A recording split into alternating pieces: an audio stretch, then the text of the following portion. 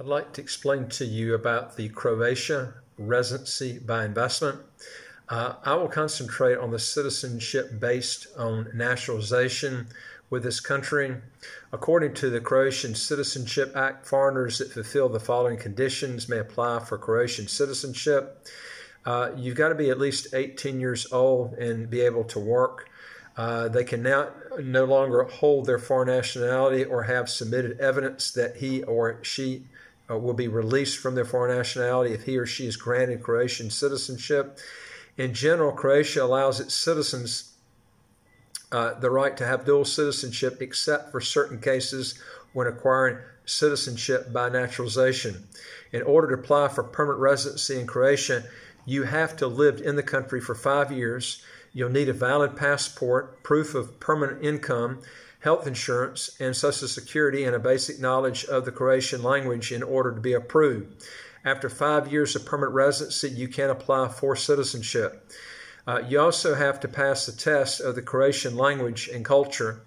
And there is no real investment requirement to get residency. This is one advantage of this program. The application process for citizenship can take a significant amount of time, especially if you are a third-party national applying based on residency and not marriage. Expect a wait of minimum of 2 years or more once you've applied for the citizenship. Okay, who's required to take the Croatian citizenship test? When applying for the Croatian citizenship, you'll be required to take the citizenship test if you're applying for citizenship based on residence, which is the naturalization process, or if you're applying based on lineage because you're a child, grandchild, or a great-grandchild of a Croatian citizen. You are exempt from taking the test if you are 60 years old or more. You're a child younger than 18 years old. You have completed a language certificate in Croatian. More than on this, I'm going to talk a little bit more on this. And you can also prove Croatian language knowledge by completing your citizenship application on your own. You can also exempt it if you're a spouse or civil partner of a Croatian citizen and you meet the residence requirements. Another way you can exempt it too is if you are applying for citizenship as a special interest to Croatia. You can also exempt it by applying for citizenship under what's called a readmission. And also you can exclude it if you're applying for citizenship as a member of the Croatian people. Because Croatian forms part of the European Union, Croatian citizens are also citizens of the European Union under European Union law and thus enjoy rights of free movement and have the right to vote in elections for our European Parliament. As of the 7th of January 2020, Croatian citizens had visa-free or visa-free arrival access to 169 countries and territories, ranking the Croatian passport 20th in the world. Okay, Croatian does tax worldwide income at rates that run anywhere from 12 to 40%, so they do have pretty high income taxes. The VATs run at anywhere from 5 to 25%, depending on the item that you're buying. Employment income is subject to Social Security at a rate of 15.2% for the employer and 20% for the employee. The corporate tax rate is 12%. All right, I'm going to give you my evaluation of this program, and it is as follows. The visa-free travel is good, and Croatia is part of the EU, but you're going to have to relinquish, in most cases, your old citizenship if your process of getting the citizenship is by naturalization, and you would have to pass a language test unless you fall under the exemptions I mentioned earlier, and it's going to take you about 11 to 15 years to get the passport. You can, like I mentioned to you before, if you're over 60 years old, you can avoid the citizenship test, but otherwise you would have to take it.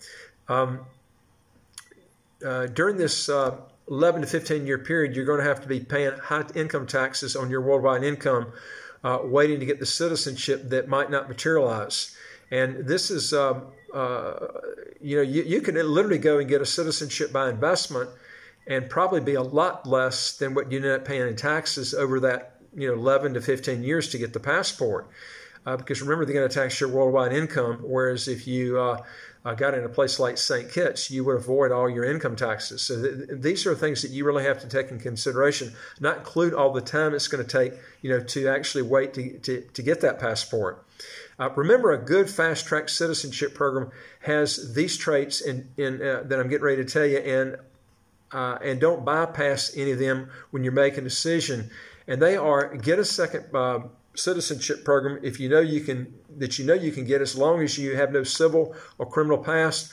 A lot of residency by investment countries do not go by their statutory requirements after the minimum residency requirements have actually been made, therefore messing up your plans for a passport in a reasonable amount of time period. I've seen this happen many, many times, where you apply for the citizenship, and at the statutory time period that you're supposed to, and the government doesn't even return your phone call.